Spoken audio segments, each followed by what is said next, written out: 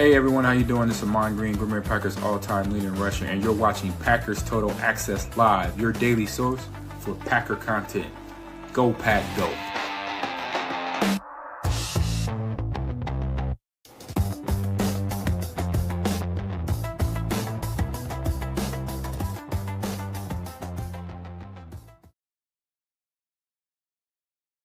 What's up, guys? Welcome into the PTA. I don't even know what to call this, man. We're just going to do a little NFC North Week 12 preview tonight. Just kind of hang out in here. Very, very casual. Nothing, hard itinerary, I guess is the right word to say. The schedule to keep to. We're just going to hang out in here and talk ball tonight. Didn't think I was going to be back home in time to do a live stream, so we didn't have anything planned. And I thought, you know what? Let's just go around the horn and preview some of the games around the NFC North and some playoff implications as well. So hopefully everybody's had an awesome Saturday, man. We were out shopping today. We went out and grabbed a great lunch at a place called Blue Moose. I don't know if that's a nationwide chain or not, but man, there were TVs everywhere, college football on everywhere, a little chill in the air. It don't get any better than this time of year. So hopefully everybody had an awesome Saturday. And some of the guys may jump in here. I sent several invites out, very, very short notice, 3 seconds before we went live. Hey, if anybody wants to jump on, jump on. So I doubt anybody will, but if they do, everyone's welcome, obviously. So I see the chat's already filling up here. Mike Berry in the house. We got Chris, the casual in, Coach Lynn, the normal crew in here. Deadfish, good to see you, sir. Who else we got in here? Let's see. You guys are lighting it up. Paging Dr. Crutch, what's up? We got iRock in the house. Best hair on YouTube and Twitter, no doubt about it. United Bates in here. What's up, Bates? Hopefully everybody's having an awesome day. Mitchell's mommy in the house too. So, like I said, we're just going to kind of talk. What's up, Dan? Good to see you, buddy. We're just going to get in here and talk a little NFC North. We didn't get a chance to do it this week, man. The week kind of got away from me, but again, this is just going to be a very casual conversation. So what I thought we would do, let's jump into the NFC North matchups, and let's do it through the PFF preview, kind of how we do the Packers every week. And let's start here with the Steelers at the Bears. And I'm going to try to listen again. There's going to be a little bit of dead air. I'm going to try to focus on the chat a little bit more tonight and include everybody. So hopefully we don't put anything on the screen that gets me canceled. So don't you knuckleheads try anything weird. All right. But before we get into everything, if y'all would do that YouTube stuff for me, hit like, hit subscribe. Click the bell icon so you're notified when we go live here in the future, and let's just talk a little ball. So we got the Pittsburgh Steelers traveling to the Windy City to face the Chicago Bears. Steelers come in at 6-4, right? They're 5-5 against the spread. The Bears are 7-3, 8-4 against the spread, or I'm sorry, 6-4 against the spread. Y'all like that math ain't mathing, Clayton. So this matchup, man, I think this is going to be a good game. I think it's going to be a close game. You know, it's really a test for the Bears. You know, the big knock on the Bears is they haven't really played anybody tough, right? They played, I think, if I remember correctly, all of their wins have come against teams below 500 this season. And you know, listen, I try not to dunk on that stat too much because you can only play the schedule that's in front of you. And the Bears just continue to find a way to win ball games, you know, as much as we like to make fun of the Chicago fan base in here. And we'll probably have some Bears fans hop in. If so, welcome in. We'll try to keep it civil in here this evening. But let's see what the chat says before we dive into all the numbers. I see everybody kind of talking about it. Give me your take on this Pittsburgh Steelers at the Bears matchup. Deadfish says, hoping Aaron can win maybe his last game against the Bears. It's a great point. You know, and it's weird, Deadfish, because I thought for sure this would be Aaron's last year, you know. But then as the season started off and the Steelers kind of started hot, I guess you could say hot, better than some people thought they were going to perform. When they came into this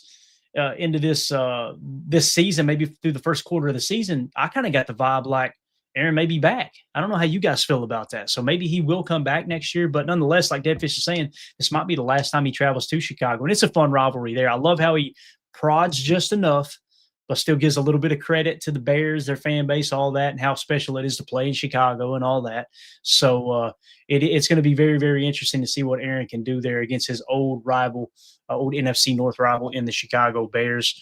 Packer fan Nick in the chat says, if they win a playoff game, I think he'll be back. That's a great point. Great point, Nick. United Bates says, Perk Rogers lights it up. Let's go. I think we've actually got the sound bot from that, if I remember. My knee. You know, with the knee, Perk Rogers game, it's going to be the wrist Perk Rogers game. What we don't need him out there doing, Bates, is coming into the huddle like this. I'm not going to lie. I was faded. I ain't going to lie. I was faded. Like, So hopefully he's got everything buttoned up there and he can come in and play a hell of a game against the Chicago Bears. So let's look at some of the numbers here. All right. The point spread currently for the Steelers and the Bears. The Bears are 2.5-point favorites. Now they're at home, right? Anywhere from 1.5 to 3 points is typically what you catch at home. So if that were the case, you'd say, let's say it's the old school 3 points, right?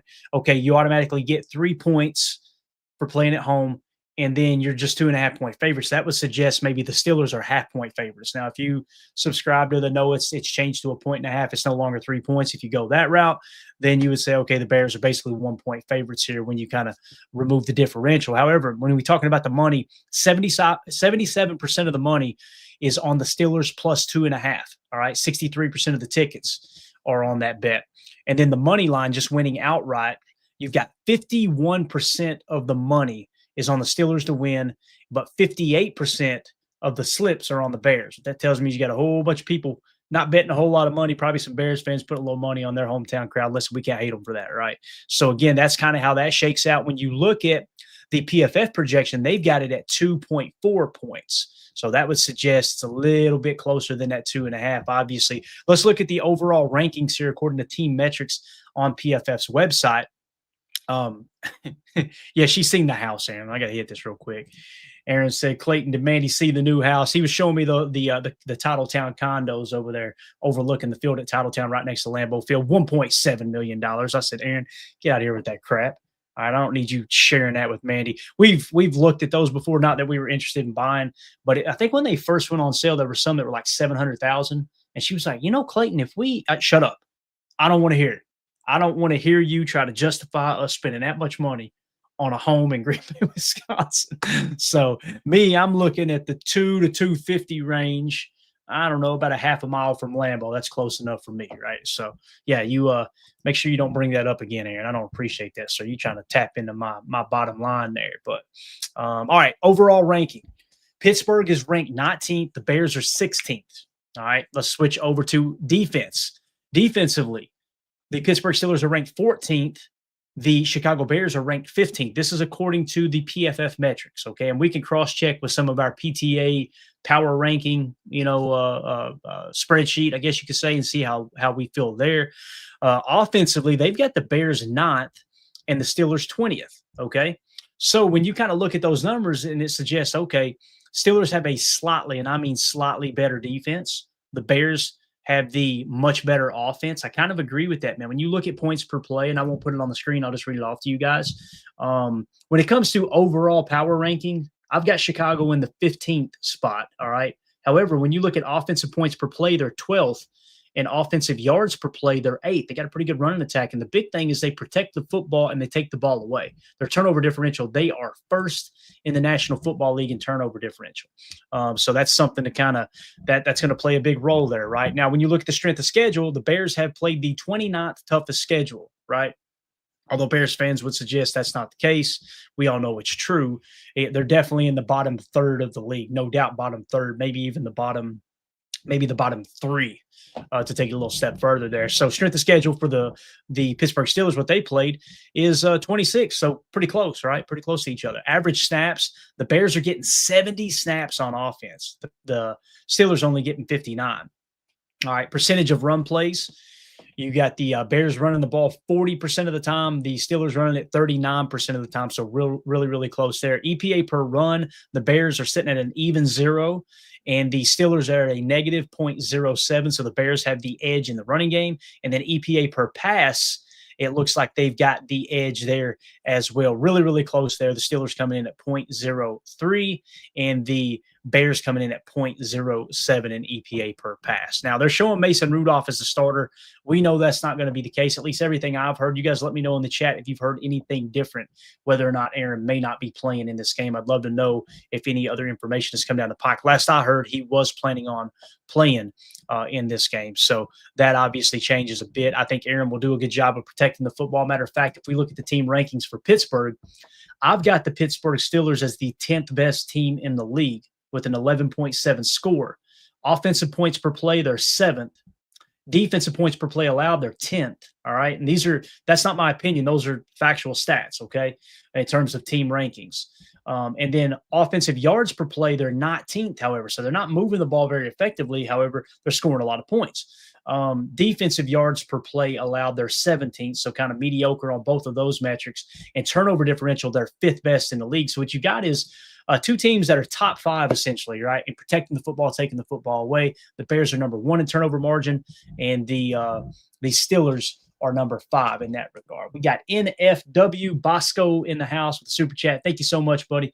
He says, my first game, I'm assuming I apologize. My first game at Lambeau, I'm staying at Clayton's. No, you ain't, sir. No, you ain't. All right. Now, listen, it's a dream of mine, though.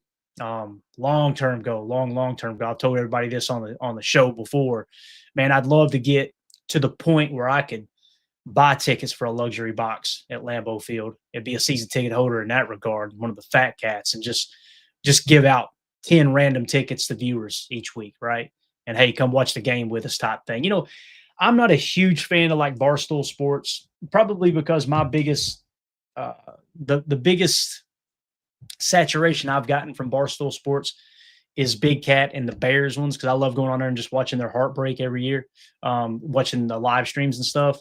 But I got to say, I do admire them all kind of getting together, hanging out, watching a ball game together like that. Imagine being able to do that at Lambeau Field in the box, right? Or whatever your favorite stadium is. If there's fans from other NFC North teams in here, right? Same type thing. I think that would be absolutely awesome. But yeah, you probably won't want to stay in the house. I'm going to end up getting there, Bosco. I appreciate the super chat, sir. Appreciate it. Now, maybe we can get Aaron to buy one. Our Aaron Rodgers, not the Aaron Rodgers, get one of those townhouses, one of those condominiums right next to Lambeau. We'll go over and crash on his couch. How's that feel, Aaron? Huh? See what you did here? Been holding LOL. We are all staying at Clayton. So you ain't, sir. Oh, you ain't. So no, it's I love the houses too, right there next to Lambeau, man. I know they're overpriced, but are they really overpriced?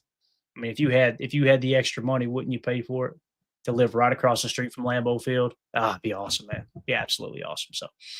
So again, that's kind of how the Steelers and the Bears shake out here. I think it's going to come down to who protects the football better. Now, the thing about the Bears is they're taking the ball away way more often than they're giving the ball away. That's why their turnover differential is that way, right? So they're finally facing a team this week that protects the football really, really well. So if it comes down to who protects the football the best, I kind of look at matchups too individually. Let me ask you guys this.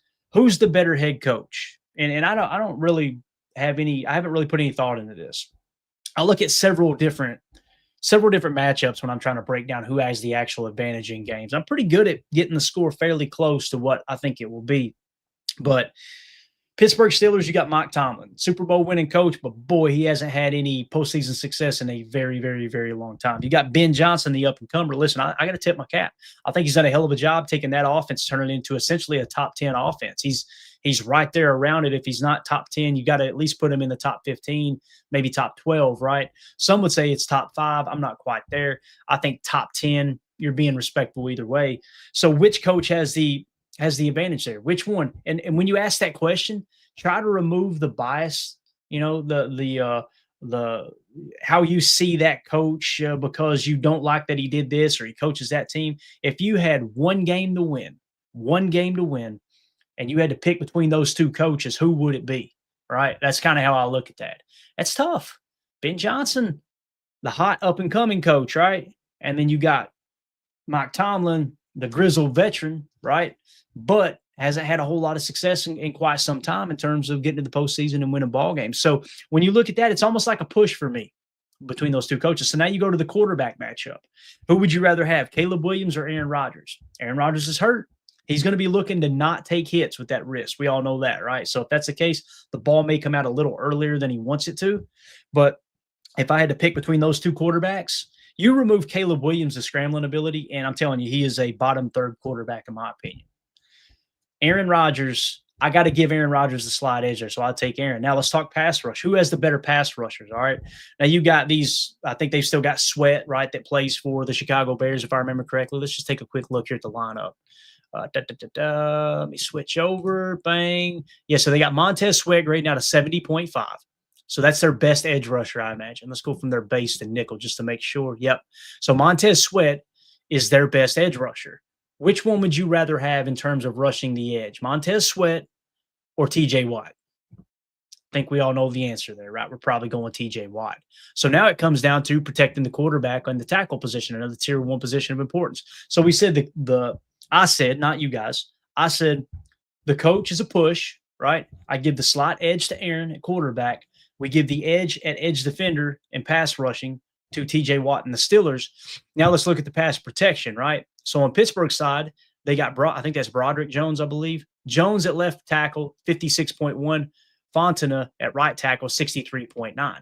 Okay, so both, let's say it averages out to low 60s there, right? And now let's switch over and just look at how the edge defenders look over here. So you got Benedette, if I'm saying that right, 56.4. And then they got, I think is that Darnell Wright? Yeah, Darnell Wright out of Tennessee, right down the road here, 10th overall pick, 77.4. Judging by PFF, you'd have to give their tackles the slide edge there. And by the way, you guys remember when we were talking in the offseason about free agency? We had 2 or 3 free agents that we liked, we wasn't crazy about, but the one that we had at the top of the list was Drew Dahlman at center. This one hurts, boys. Can you imagine if we didn't sign Aaron Banks and you signed Drew Dahlman? He's grading out at 82.3. So his last 3 years, 82, 78, 82. Imagine him playing center for the Green Bay Packers. If Elton Jenkins was still healthy, him at left guard, right?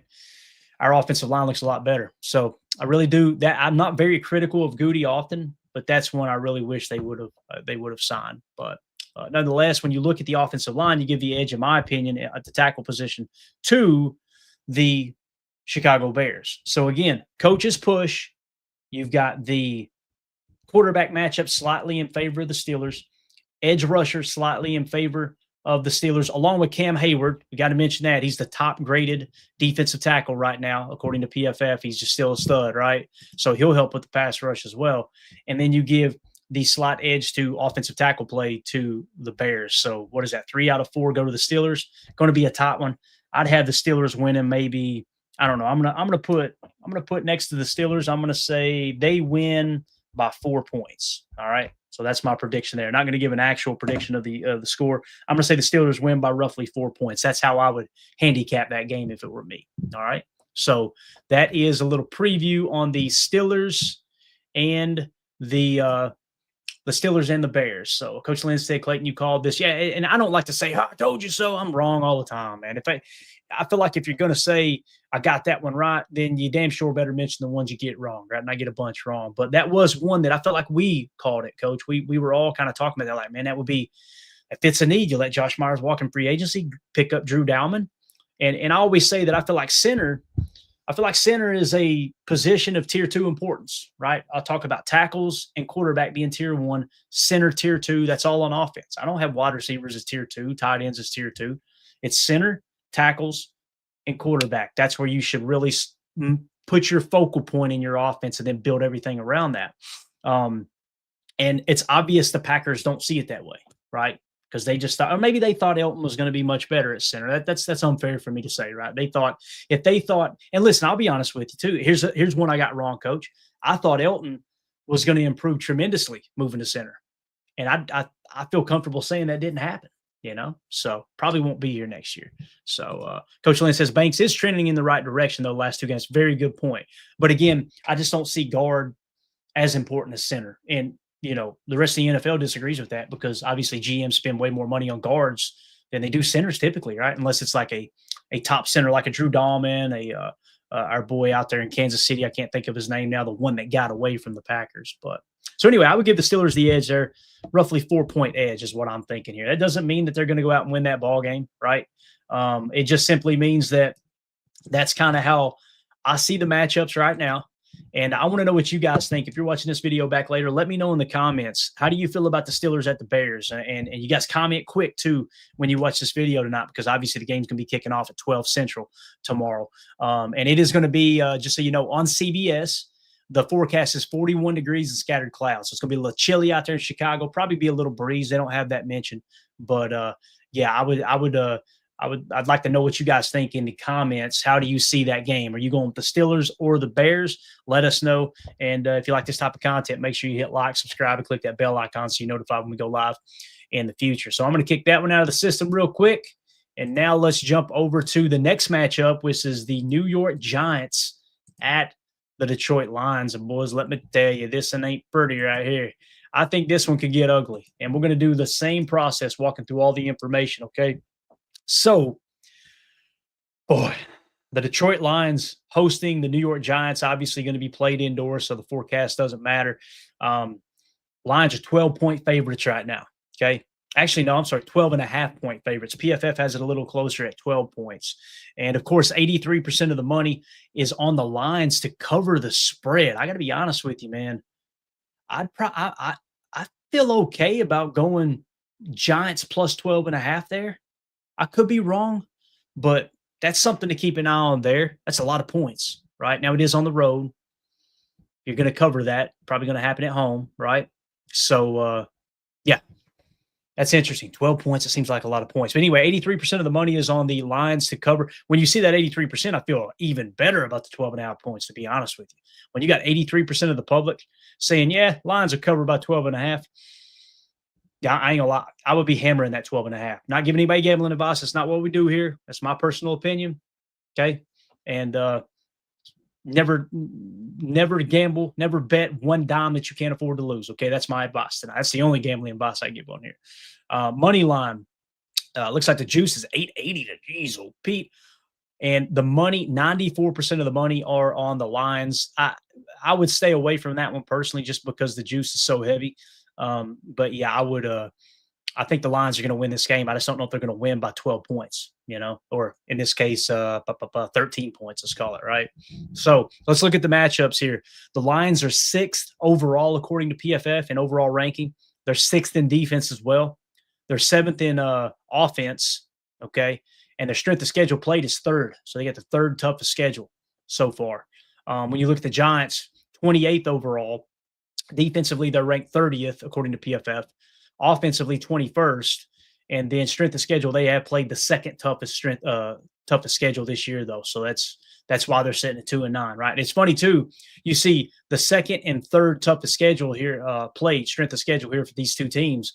And both of these teams have played the Packers. Says a lot about the Packers, right? Just saying. That's not a coincidence there. Now, let's look at some of the other rankings. I'm not going to have it on the screen, but I'm going to go to my PTA Power Rankings. You guys can find this in our Patreon group, patreon.com/Packer Fan Total Access. So let's see where the Lions are ranking. I have them as the 3rd overall best team in the league with a 7.3 grade, or score, I should say. Okay. Offensive points per play, they're 3rd in the league. Defensive points per play allowed, they are 11th. So they essentially have a top 3 offense and pretty much a top 10 defense in terms of scoring. Offensive yards per play, they're 4th best in the league. Yards per play allowed on defense, they're 6th best in the league. So you have a legit top 5 offense, and you have a top 10 defense there. And their turnover differential, they're 8th best in the league. So they're doing everything good across the board. The only thing that's in the yellow on our chart here is the Lions' winning percentage. They're 12th best in winning percentage. Now, when you got everything else lining up in the green like that, for the most part, and you're not winning ball games, to me, the indicator, it's like this bright flashing bulb going, bad coaching in the sense that you're not making good game day decisions. Rewind to the Philly game, Detroit-Philly. What cost them that game? Dan Campbell going for it on 4th down. So, again, I love it when the analytics, the numbers, the graphs, the things that we put together line up with what we see on the field, right? And what many of the opinions are going on around the league, like, what the hell is he doing? Like, give your team a chance. Play the field position, right? Pick up the invisible yards. Take the 3 points and put yourself in a position to win at the end. So, I do feel like, and I could be wrong, I kind of feel like Chicago and Ben Johnson with the Bears, they're not being as aggressive going for it on 4th down. And you guys may know those numbers if you do fire them in the chat for everybody. But it kind of feels like they're not as aggressive going for it on 4th down as Ben Johnson with the Lions. So that's proven it's probably more of a Dan Campbell thing, right? So, again, this one, there's not a whole lot to talk about, really. Jared Goff, his play has dipped a little bit this year in terms of PFF grade. He's down to a 69.2. Jameis Winston is a 54.8. So there's your quarterback matchup. So let's go through the matchups that I like to go through real quick, okay? Quarterback match, or actually head coaching matchup. Who's got the better coach? The interim Kafka for the Giants or Dan Campbell? It's not even close. It's Dan Campbell, right? So there's one. Let's go to quarterback matchup. Jared Goff or Jameis Winston? I'm going Jared Goff all day long and twice on Sunday, right? So advantage Lions. Let's go offensive tackle play real quick. Or actually, let's just go to pass rush here, okay? So let's look at the Giants pass rush in their nickel defense. You got Burns and you got Dexter Lawrence. 77-4 for Burns, 73-6 for Lawrence. Opposite side Carter. That's Abdul Carter, the rookie, 67.7. Remember what we said? If a rookie grades out in the 60s, pretty good indicator they're going to be a good football player. I think Abdul Carter is going to be a damn good football player based off what I've seen so far. And no surprise, where was he drafted at? Was it top 3? Yeah, 3rd overall selection for Abdul Carter. He's a man bear. So pretty good pass rush there in terms of grades, right? Now let's switch it over to the Lions. You got Aiden Hutchinson with a 91.0. You got Aleem McNeil there playing defensive end in their base with a 47.4. Not good. Let's go to the nickel. So you got Hutchinson and you got Muhammad there to 74.1. I would give the edge there to the Lions. Head coach, quarterback, pass rush, Lions, right? Now let's look at the offensive tackles. So for the Giants, they have the 5th best left tackle with an 86.0.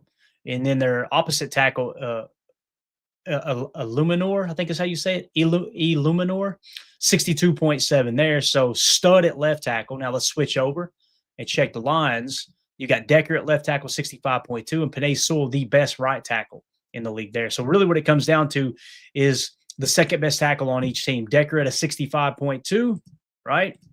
And then on the opposite side, you got Illuminor at a 62.7. So the edge there goes to the Lions. So all 4 facets of the game that I feel like are most important when you're picking games, it goes to the Lions. So for me, I'm going to put a 10 on the Lions here. I'm going to say the Lions win by 10 points. Now notice, you're going, Clayton, you said you think 12.5. I would. 10 points is not 12.5, right? It's a lot of points. It's a lot of points. I could be wrong tomorrow, but I love those games. The way I like to play this usually, guys, just so everybody knows, I typically won't take the points right off the bat. What I like to do is wait till the game kicks off, right, and get on wherever you're at, FanDuel, ESPN Bet, whatever, and look for the Lions to take an early lead. And what will happen is they'll jump up to an early lead, and that 12.5 line will go to like a 16-point line. And now you go, okay, now I can get the Giants plus 16, or I can get them plus 14 or plus. You see what I'm saying? Let the Giants jump to an early lead, and then the live betting starts to kick off, and that sways a little bit more. Hammer that, bang. And of course, you guys know I'm a middle 8 junkie. I love watching the middle 8, the turnover differential, how those line up. As soon as the middle 8 wraps up, you can really do some damage live betting and go that route as well. Again, no gambling advice here, just telling you guys how I do it. And just assume that I am extremely horrible at gambling. That's the advice. Okay. So again, does anybody disagree with that? Do y'all think the Giants can pull off an upset? Let me know in the chat as soon as possible. Fire it in there really, really quick. What's up, Michael? See you swinging through, buddy. Appreciate you, man. How do y'all feel about the Lions and the Giants here? What do you think? How do you think the Lions and the Giants is going to turn out here? Do you think the Lions run away with it? Do you think this could be an upset? Do you think Jameis Winston, after doing that Harlem Shake, got a little more magic in the tank? What do you think? Because I don't know, man. I think the Lions are going to run away with this one personally, man. That's just me. I know we're on a little bit of a delay here, so I will try to keep an eye on the chat and see what everybody says there. I'm trying to see if there's anything else we need to pay attention here. The line moved quite a bit, didn't it? Yeah, the line did move a little bit there early on, it looks like, right? So it started off 10.5, and as the week went on, 12.5, 13, came back to 12, back to 12.5, and settled in at 12.5. So it did jump. It started at 10.5. So it just shows you the money was really, really on the other side there for sure. Let's see what everybody's saying here in the chat as everybody's firing away here. C. Cole, good to see you, buddy. He says, I think the Giants could get it done. Goff is terrible under pressure. That's a fair point, right? What is his passer rating under pressure this year? Yeah. You know what's crazy, though, C. Cole? Not to bash on my Packers. I don't know if you're a Packers fan or not. I'm assuming maybe you are. Probably most people in here are. I think that's a better under pressure rating than Jordan Love has, which is wild to think about because Love has been so lights out in a clean pocket. But yeah, Jared Goff under pressure, 56.2. That's a great point. Maybe they can get after him, rattle his cage a little bit, right? Maybe that can happen. He says Goff is terrible under pressure, especially up the middle with Dexter Lawrence. Yeah, Exactly. Pushing the pocket right back in his lap. That's a great observation. Great point there, man. Get him off his spot. He's not the same quarterback. Chase Green says the Giants can create pressure versus the Lions O-line. Giants run game is better than people expect. That's a fair point. I like the optimism, guys. How cool would it be if, as a Packer fan, if we're, watching the Packers and the Vikings, and let's, Lord willing and the creek don't rise, the Packers take care of business tomorrow. Let's say we look up and we got a 7-point lead going in the fourth quarter, and we look over and the Giants are holding a 3-point lead on the Lions. How cool would that be, right? Anything's possible. And that's what Bates says here. Anything is possible, but I think the Lions win easily. I do agree on the points, though. 12.5 is always a lot for any game. Doesn't matter, right? It could be Podunk University out there. Some of these college games are wild, man. If y'all get into live betting on college, you'll look up and you'll be catching plus 32.5. I'm like, where's my wallet? You know what I mean? And it's burned me a couple times, but we come out on top more often than not, to be honest with you. So let's see what else we got in here real quick. Ron Samble, Jen Wright says, I'm like, you're never late, Jen. You're good. Appreciate you swinging through on short notice. Ron Sample says, Lions should win easily. All right. I think I agree with that. Jen Wright says, anyone can win any game. That's any given Sunday. You got it right. Dark Arts Poker says, the Giants have what is technically called no chance. There you go. J. Cole says, Jameis got his ass whooped after that Harlem Shake. He really did. But Jay, didn't you love the Harlem Shake?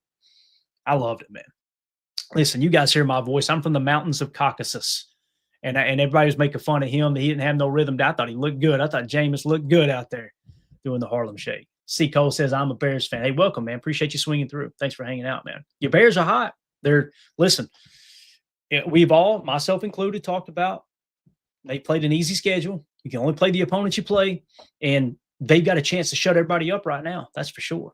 So we'll see how that goes against the Steelers tomorrow. They got a chance to get a monkey off their back by defeating Aaron Rodgers at Soldier Field, right? So that could kind of turn the page in a new era for the Chicago Bears, if you will. So Chase Green says, Clayton, do you like the I formation run look with tight ends as a fullback? I do, Chase, because the reason I think most coaches would agree, it's why there's hardly any fullbacks left in the league. They're few and far between. It's so predictable when you got a fullback, right? With a tight end, you can show 12 looks. You can flex the Y out. You can flex the U out, and you can try to create mismatches. Then all of a sudden, you put on tape for 2 or 3 days that you got a 12 wide look, right? A 12 personnel with the U and the Y flexed out, say to the 1 and the 3 on one side. So you're really showing like a tray left spread look. And then all of a sudden, you come into that game and they prepare for that. Well, guess what happens? Just to walk people through the process on the sidelines. When you've got coaches that are in control or in charge of personnel, right? So when they're watching and they see the other team, okay, they're going 12. Well, we prepared all week that when they're in their 12, they like to spread it out with a little tray left look out of 12. Okay, let's send in our personnel. Bang, you send them out there thinking they're going to show a little tray left look. They come out in the tray left and they shift with one of them into the backfield. Now you've got to decide, do we go from 1 gap to 2 gap approach in the run fit? And what are they going to do running the football? Now we're at a disadvantage because we prep for the other. Now look for this from LaFleur, not necessarily this week, but maybe a little later in the year. We've been showing those looks and then shifting the U into the backfield, essentially taking the U and turning them into an H-back pre-snap. Teams are going to start keying in on that. Now watch us break the huddle. Maybe not this week, but soon, with a I formation set or an offset I with an H, a tight end, a U playing the H, and then flexing the H out to the U and doing the same thing. It's what Matt LaFleur does so well, man. So me personally, I like to use tight ends that way because you can keep it very versatile and keep the defense from being able to key in on their scouting of your offense. And I learned this from Mike McCarthy's tenure in Green Bay, studying him. And he was one of these guys that was quality control and stuff coming up in the coaching ranks. He was very, very, very calculated, I guess you could say. One of my favorite coaches of all time is Coach Mike. And he was really, really good at what we call self-scouting, making sure that you've got a portion of your coaches, you got a small team of your coaches that's scouting your tape and coming back to your coaching staff each week and go, hey, if I were scouting you as an opponent, this, and this is predictable, right? And that's how they approach that. So C. Cole says the thing about the Bears season this year, it was never about contending, just seeing if Caleb has it. Everything else just has just been good to see. It's a really good way of looking at the season, C. Cole. And I've seen a lot of people say that too on X and YouTube, the fans that don't just come in and talk trash, right? I got a lot of Bears fans. People don't know that. A lot of Bears fans, friends, I should say. People don't know that, but they're good football guys, and I love talking Bears ball behind the scenes with them. You'll see me go off on Bears fans on social media because most of the time they just come in and talk trash, which that's what people do on social media, right? So I got to smack them down as if they're the worst franchise in NFL history because they come in and talk trash to me. But that's a great attitude to have. And what you're saying is spot on, Seco, spot on. I want to ask you, man, one last question to you, and I'm going to try to look for it in the chat. Do you think Caleb is the guy based off what you've seen? I personally don't to this point. His scrambling ability is elite. God, like that dude is as good as anybody scrambling with the football. But how do you feel about Caleb as, hey, he's the franchise quarterback moving forward? Because if you say, yeah, Caleb is that guy, just like we had to say, is Love that guy, then you've got to accept the fact that you're not going to continue to look for a franchise quarterback. Therefore, you may be missing out on the next Pat Mahomes, right? The next Jalen Hurts, the next, whoever you think might be better than those quarterbacks that we may deem above average or good, right? You're kind of settling for good when you could potentially have great. Do you think that he's the quarterback of the future for you? I'd really like to know what you think there, because you seem like a really, really level-headed Bears fan for sure, man. But me personally, I've seen enough love with the EPA and the advanced metrics and just the arm talent. I think we've got the guy. I'm curious to know if you think he's got it. Like Andy Watkins says here, this is one of the things that I've noticed on the tape with Caleb Williams is he holds on to it too long and takes too many sacks. And to Andy's point, but also to kind of push back a little bit, Andy, he also evades a lot of sacks, right? So imagine if he had the mobility of Jared Goff. If you took his ability to run the football away, where would you rank him as a quarterback? That's how I like to truly look at quarterbacks. The legs are an extra thing. That's an extra plus. That's icing on the cake, right? But if he can't be effective quarterback sitting in the pocket, or you haven't seen enough, like maybe C. Cole's thinking here, to think he can be that dude moving forward, and he's only going to get better if you truly believe that, then that's a different way of approaching it, right? But like Jordan Love, he's not an elite scrambler, but he does create secondary windows with his scrambling ability to be able to throw those off-balance throws and just absolutely, throw dime pieces. He shut some critics up last week. And again, it was against a bad Giants team. We're going to see what he can do against a decent Vikings defense this week. But yeah, we'll see if I'll try to look for your comment there on Caleb Seco. I'm interested to see what you think there, man. So there you go, guys. There is the lines. We got a little bit extra Bears talking there, but that's what this is for. I just wanted to be laid back. Let's talk NFC North. So that's the Giants at the Bears. I've got the Giants as 10-point favorites is the line I would put on this. And again, to go back, I've got the Steelers as 4-point favorites over the Bears as it sits right now. So let's see what C. Cole says about his boy Caleb Williams. He said Caleb is 5th in the league in pressure to sack, right? You have no idea what you're talking about, Andy. So here's last year, Cole. He held the ball extremely long, right? Last year, he was leading the league, last I checked, in sacks where he held the ball 4 seconds or longer. And people were raking him over the coals in the national media. He's playing much better this year. That's where I agree with you there. I think he has taken a step forward. Like I said, I just haven't seen enough, and it's probably still too early. Get him maybe 2 years under Ben Johnson, and then you probably know what you got there, right? So, but all right, Chase Green in the chat says, I want to see how our run defense can defend those outside runs with Jones and Mason tomorrow. Amen to that. We'll jump into a little Packers talk here. Then we'll do the playoff simulator and we'll get out. Man, there's a bunch of people in there. Holy cow. 70. Look at this. 260 people watching. Appreciate y'all hanging out with us, man. If y'all would take a quick second, hit that like button. And if you like this type of content, hit subscribe. This is just impromptu. Let's go live, talk a little North. Pretty cool to have this many people in here.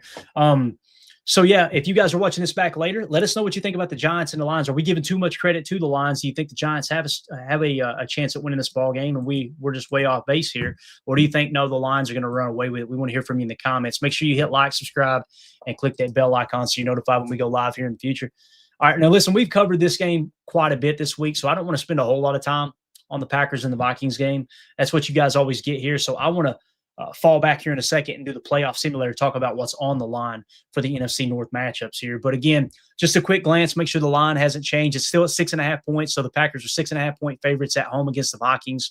The quarterback match, well, let's go through the rankings real quick. We talked about it earlier, but Green Bay is 4th overall. The Vikings are 18th. We're 13th overall. The Vikings are 17th. We're 5th overall in offense. The Vikings are 28th overall in offense. And then strength of schedule played, we played the 25th toughest schedule, so a fairly easy schedule, right? The Vikings have played a tough schedule with the 8th toughest schedule there, so that is something worth mentioning. And again, we've already talked about the line, 6.5 points, blah, blah, blah, blah, blah. Looks like 77% of the money are on the Packers to win outright. And it looks like 53% of the money is on the Vikings plus 6.5. I like that number for Packers. I do. That makes me feel a little bit better about this game, that maybe we might be able to cover that spread, seeing that over half, or at least it's going to be a little bit closer. I would put that line a little bit closer. Let's go through what we just did with everything else, because we haven't done this yet this week. All right. Let's start with head coach versus head coach. Who has the better head coach? Is it KOC or is it Matt LaFleur? This is tough. KOC won coach of the year last year, but now we're seeing KOC without Sam Darnold, and it looks ugly, right? You've got KOC with all these weapons up there in Minnesota. You got your Justin Jeffersons, your Jordan Addisons, your Hawkinson, right? All that stuff. I mean, Matt LaFleur has the last I checked, it was 14th. He may have jumped to 13th or 12th all-time winning percentage. He's now got it's 3 different. He's got 2 quarterbacks that have won MVP that he's personally coached, whether it was a quarterback coach or the OC, right? In Matt Ryan and Aaron Rodgers. He was the quarterback coach for RG3 when he won Rookie of the Year that year. He went to the LA Rams for 1 year with Sean McVay as the OC, and that was one of Jared Goff's best statistical years in the NFL, right? So now you look at KOC, okay, he got Sam Darnold to play good. What else has he done, right? He basically handpicked J.J. McCarthy, a.k.a. 9, and he has looked like trash this year, okay? Again, the record kind of says everything that you need to know here, being 4-6 this season. So with all that being said, I got to give the nod to Matt LaFleur, a head coach, right? Mitchell's mommy looks like she agrees. She says Matt is better coach in my opinion. So there you go. I would agree with that. So again, you've had Matt LaFleur's made it to 2 NFC championships. So yeah, I would give Matt LaFleur the edge there. So there's one of the criteria, one of the ingredients for deciding this game, right? Let's go to quarterback matchup. Jordan Love, 84.4. J.J. McCarthy, I ain't even going to pull it up. Actually, I will just for craps and giggles here. 54.6. Edge goes to Jordan Love, obviously, right at quarterback. Now, let's talk offensive tackle play. Darisaw at left tackle, 67.5. Actually, no. Let's go in order like we did the others. Pass rushing. Micah Parsons, 91.9. Rashawn Gary, 70.1, right? So let's go over to the Vikings side. And they've got Grenard, 71.2. Van Ginkel, 63.8. Hands down, the Packers have the best pass rush, right? The better pass rush, the better edge defenders. So now let's go to, that's 3 out of 4 so far. Let's go to offensive tackle play. Rasheed Walker, 66.9. Zach Tom, 82.0. All right. So we got, once again, 66 and 82. They've got Darisaw, 67. O'Neal, 72. Advantage Packers. So you got all 4 of the advantage going to the Packers. I'm going to put this one at a 6 spot for the Packers. 6-point favorites is what I would handicap that game. So again, that's how I see all of the NFC North matchups up to this point, right? Steelers, I would make them 4-point favorites over the Bears. The Lions, 10-point favorites over the Giants.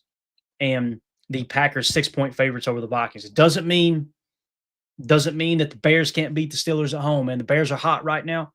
But it does mean that all signs point to the Steelers are the better football team. But any given Sunday, man, wacky things can happen. If the Bears continue to protect the football and take the football away, and they just win that turnover differential by 1, and it may not be Aaron throwing an interception, it might be somebody fumbling the football, and we know how that goes in Chicago, obviously, right? So, and just one other thing with this Packers-Vikings matchup here, just to add to it. 30 degrees is what they're saying right now. Green Bay, Wisconsin, 30 degrees, few clouds. All right, 1 o'clock kickoff. So it sounds like it's going to be a chilly day in Green Bay. I thought it was going to be a little bit warmer than that. And some of these, you got to do your own research there. Sometimes these forecasts on PFF, sometimes I think I've looked up and been like, is that the current weather, or are they talking about kickoff weather? So sometimes they can get that wrong. So just do your own research there if you're trying to come up with a line yourself there. So there you go.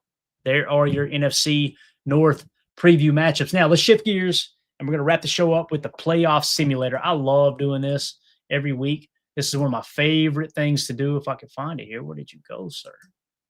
Here we go. All right. So we're going to put the playoff simulator on the screen. You guys can find this over at ESPN. So you'll notice at the top of the screen, you got all the matchups from this week. The Texans have already been checked because they won their game against the Bills there on Thursday Night Football, which, by the way, you notice how when Josh Allen, I about said a bad word, when Josh Allen craps the bed, it's just like, oh, it happens. When somebody like Jordan Love or Caleb Williams or Jerry Goff craps the bed, boy, they love to jump all over it, don't they? Isn't it amazing how they get their favorites? Like Pat Mahomes could have a horrible game. He's still the greatest thing since sliced bread.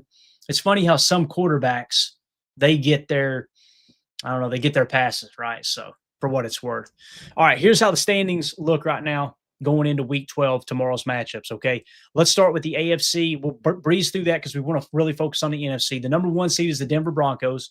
Number 2 seed is the Patriots. 3 seed is the Colts. 4 seed are the Steelers at 6-4. 5 seed is the Chargers at 7-4. The 6th seed is the Buffalo Bills at 7-4. And the 7th seed is the Jacksonville Jaguars at 6-4. What does all that mean? If the playoffs were to start today, before the games play tomorrow, Denver would have the first round bye. You would have the New England Patriots hosting the Jacksonville Jaguars. You'd have the Colts hosting the Buffalo Bills, and you'd have the Steelers hosting the Los Angeles Chargers. That's how the AFC shakes up here. Okay, now let's jump over to the NFC, which is really what we're all here for, right? The number 1 seed is the Philadelphia Eagles. The 2 seed is the LA Rams. The 3 seed is the Chicago Bears, leading the North right now at 7-3. The 4 seed is the Tampa Bay Buccaneers at 6-4. Isn't it crazy? We were talking about the Buccaneers potentially being the best team in the NFC earlier in the year. They're down to a 6-4 record now, right? The 5th seed is the Seattle Seahawks at 7-3. You get the Green Bay Packers as the 6th seed at 6-3-1 right now. And you got the San Francisco 49ers as the 7th seed at 7-4. So if the playoffs were to start today, the Philadelphia Eagles would have the first round bye. You would have the San Francisco 49ers traveling to Los Angeles to play the Rams. That'd be a fun matchup there. Kyle Shanahan versus Sean McVay, old buddies, right? Old coaching buddies. You would have the Green Bay Packers traveling to Chicago, just like 2010 when we won a Super Bowl, just saying, to face, of course, that was the NFC Championship, so it is a little bit different, I would imagine.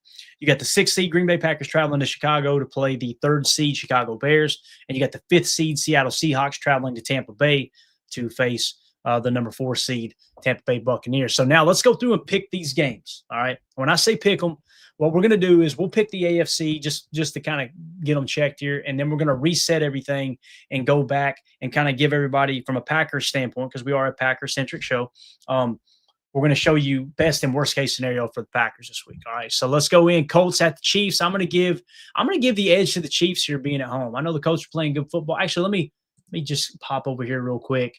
Indy's the 2nd best team in the league right now for me.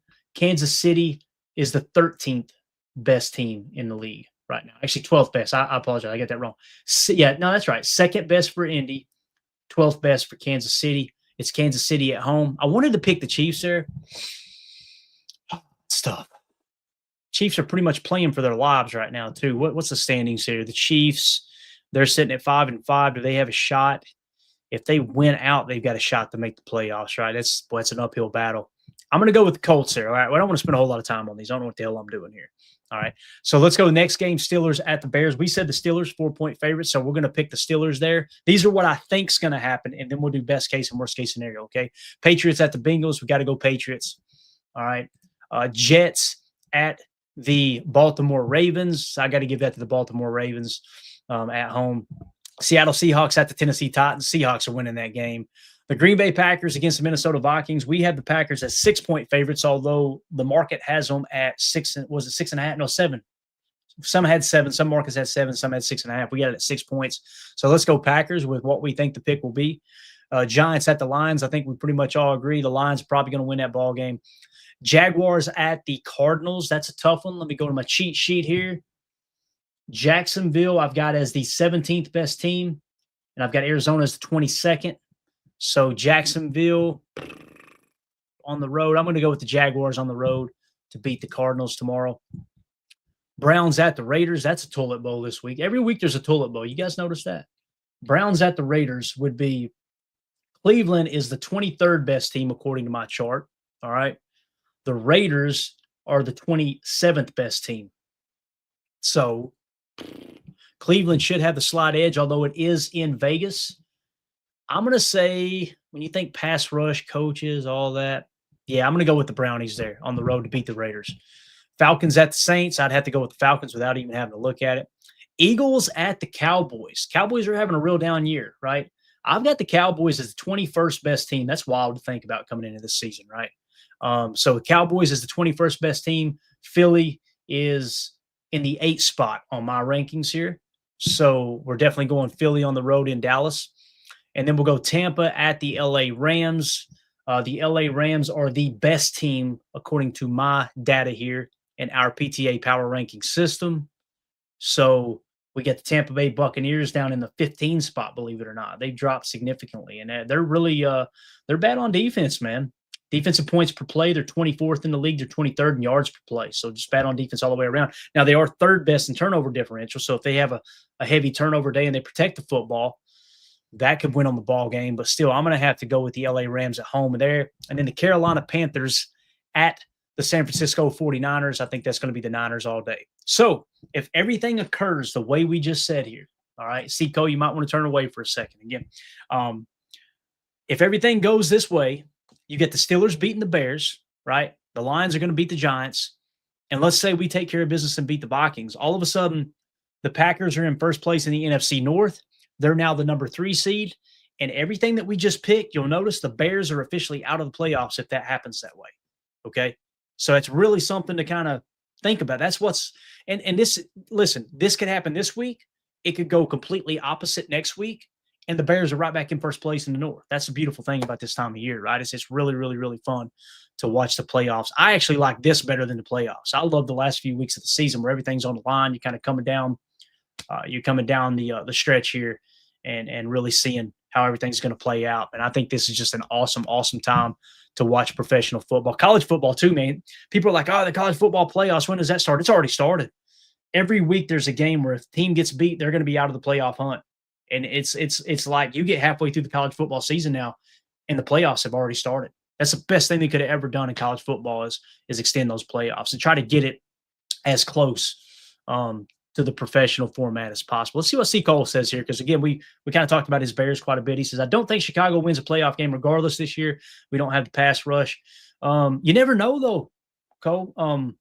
Like nobody expected us to win the Super Bowl in 2010, but to take what you just said, though, we don't have the pass rush. We did have the pass rush, right? We had Clay Matthews, we had B.J. Raji, and we had the number 1 defense in the league, right?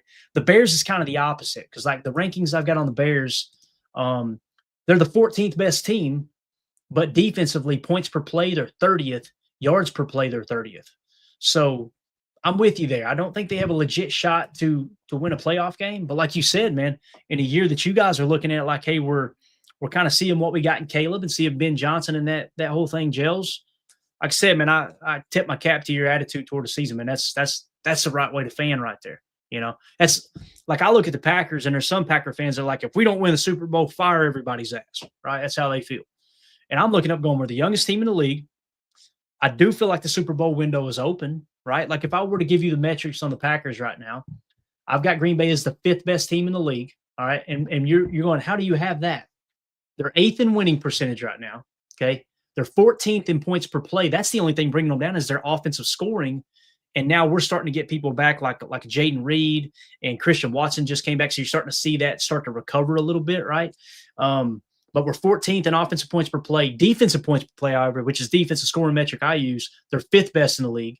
They're not in offensive yards per play, which shows you they're moving the freaking football, right?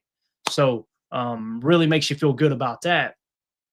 And then defensive yards per play allowed, they're 3rd. So you've legit got the Green Bay Packers have a top 5 defense, and they've got, I feel comfortable saying, around the 11th or 12th best offense. So that's kind of in that ballpark, right? Now, the thing that's hurt them is turnover margin is 13th.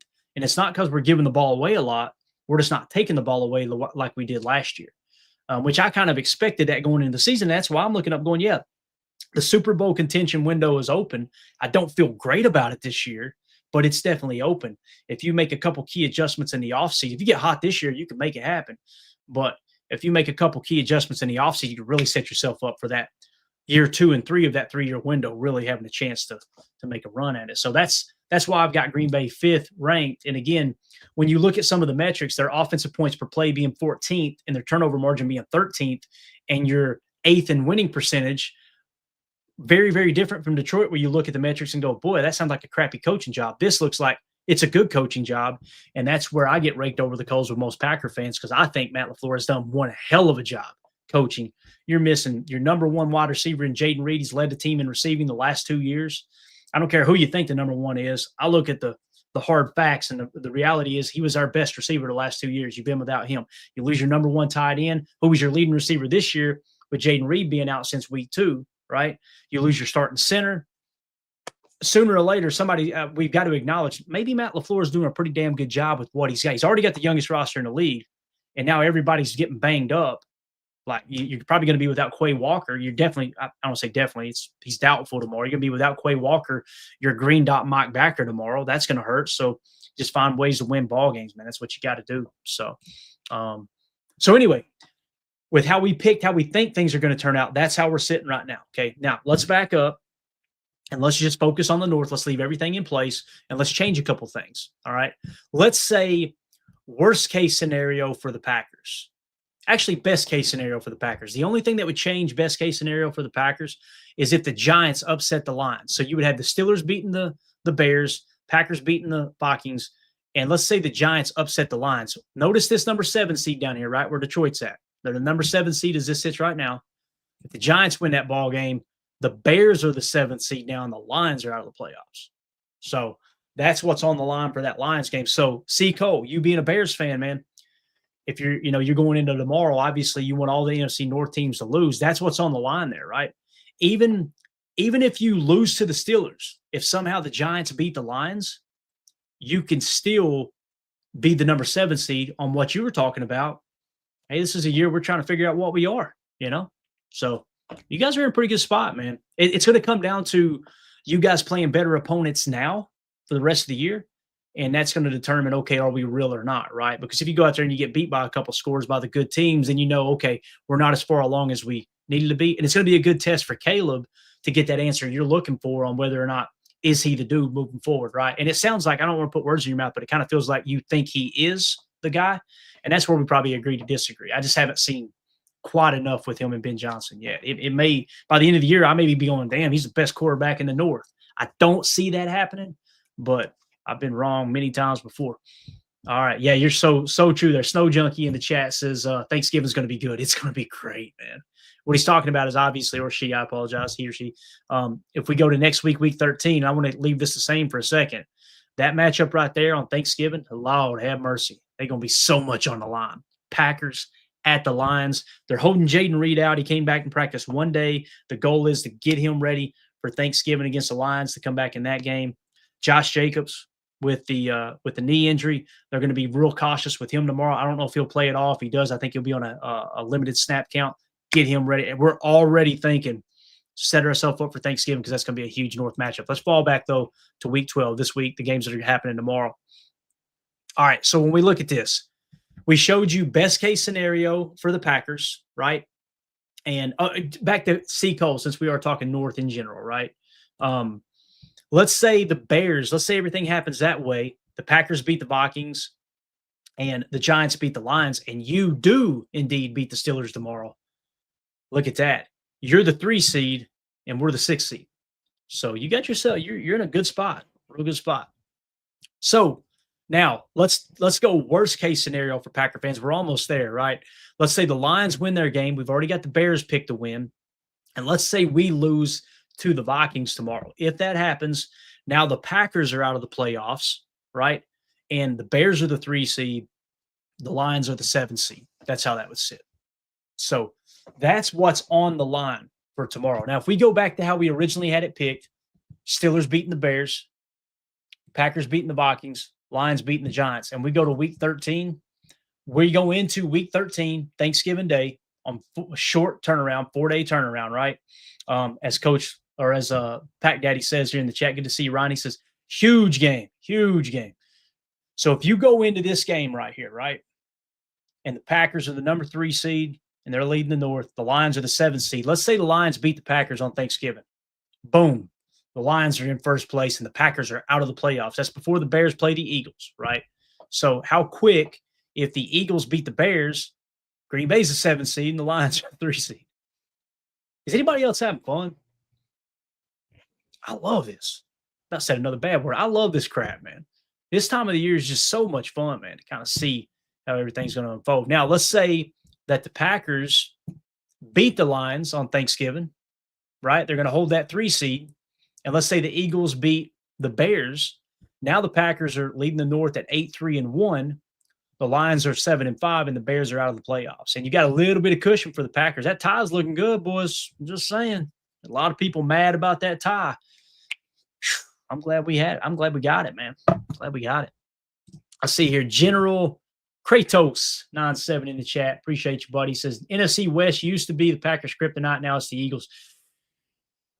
I want to disagree with you, but facts are facts, man. You know, until you beat that team, that's a fact you just said. I have to concede. C. Cole says this week is big for Chicago too. Steelers are beatable. Absolutely, they're beatable. 100%, man. But we got Philly on a short week next week, right? Yeah. So let's say the Packers beat the Lions next week and the Bears beat the Eagles. The Bears are back in the 7th seed, right? Now let's say the Lions beat the Packers and the Bears beat the Eagles. Bears are still the 7th seed and the Lions are the 3 seed. So that's what's on the line, man. And again, some of the other NFC matchups are going to determine whether let's say San Francisco here next week, they play the Browns. Let's say the Browns upset them up there in Cleveland. Let's say the wind's horrible. In that godforsaken stadium, and it's just horrible weather and something fluky happens. The Browns win. All of a sudden, the Bears climb to the 6th seed, right? You got the 5th seed Seattle Seahawks here. Who are they playing? Who the Seahawks got? The Vikings. Let's say the Vikings go up there and upset the Seahawks. All of a sudden, the Bears are the 5 seed, right? So that's the stuff that's on the line this time of year, man. It's going to be fun. It's going to be fun. Tell you what ain't going to be fun. Going down and facing my wife here in a second because I told her I was going to do a 20-minute episode. We're an hour, 2 minutes into this. This happens every night. I'm blaming every one of you. So anyway, we're going to get out of here, guys. Just want to do a quick little preview. I'm going to try to do this every Saturday night. This is a fun Saturday night show. We had a good turnout. Thank you all so much for hanging out. Hit that like button for us. Hit subscribe. If you're watching on X, we got a lot of people on X. Click on my profile. You'll see the YouTube link. It's much more enjoyable. It's a lot more fun if you guys are in the YouTube chat, because you can see everybody else's comments rather than just watching on X. So click on that YouTube link, hit subscribe, and click that bell icon so you know when we do this in the future. And I want to thank every other fan. I've seen fans from multiple teams in here. Thank you all for being cordial. And hopefully nobody got rude with you. Hopefully our listeners were good like that. Typically our crowd is, if you come in respectful, we're respectful. If you start talking trash, it gets ugly quick. So thank y'all so much for being just being civil in here and just talking ball, man. The reality is, whether you're a Bears fan, a Packers fan, a Lions fan, a 49ers fan, or for some reason you're a Tennessee Titans fan, I don't know why you would do that to yourself, but let's say that's the case. We all want our favorite teams to win, and we just love keeping up with the league, right, in general. So it's been a lot of fun talking ball with all of y'all. iRock says, go Pack, go. Yes, sir. You know it. Deadfish, you have a good evening, buddy. Paging Dr. Crutch, have a great evening to you, sir. Appreciate you. Mitchell's mommy with the important message. Sorry, Mandy Clayton, blame us. She don't think she's going to believe that. We just celebrated 25 years together. We've been together for 25 years. You think she thinks it's somebody else's fault other than this guy right here? No fooling her on that. So, yeah. Green Marble says, Titans fans catching strays. They are. I got some Titans fans downstairs right now. My brother-in-law, my sister-in-law, a Titans fan, and they would agree with me right now. It's an absolute crap show down there. The fact that you let Mike Vrabel out of that building, he goes to the Patriots, turns that franchise around just like that, and you guys are still in the dumps. That's what happens when an owner gets involved, and that's why all of us, including Ryan, especially Ryan Schlip with Packernet Podcast, like, why the hell would you want an owner? People, they act like we're hindered because we don't have a fat cat billionaire owner calling the shots, with us being the only publicly owned franchise in any sport, much less the NFL, or even more the NFL, I should say. I'm glad we're not. I'm glad we don't have an owner, because that ownership came in there, ran Vrabel out of town. They screwed the poo. They set that franchise back. They better hope the second coming of Vince Lombardi's around the corner somewhere, because they're going to be in the dumps for a while. So, yeah. All right, that's it, guys. Do me a favor, hit like, subscribe, click that bell icon so you're notified when we go live in the future. Bates says, thank you, Clayton. Chat. Catch everyone tomorrow morning. Thank you, Bates. That's right. Without Bates, I wouldn't even know it. Going live tomorrow morning. All right. I'm trying to think of the time here. It's a 12 Central kickoff. We're going to go live at 10:45 a.m. Central for the PTA pregame show. We'll give you sights and sounds, live footage from inside Lambeau Field for this matchup against the Minnesota Vikings. We'll give you all the latest on the actives and inactives, all that good stuff in case something shakes up there. I think we got a pretty good grab on who we're expecting to play, but it's going to be a lot of fun, man. Just grab your coffee, grab you if you're snacking all day doing your own tailgating at home. Grab you a plate of food and come sit down in front of the TV, in front of the computer, in front of the phone, and come hang out with us for the PTA pregame show. Appreciate you, Coach. Everybody in here. Thank you all so much. It's too many to mention. But y'all have a wonderful night. We'll see y'all tomorrow. I'm going to go get some rest and try to save my marriage. We'll see you. This is PTA. My name's Clayton. Go, Pack, go. Here we go. We're out. Bye, guys.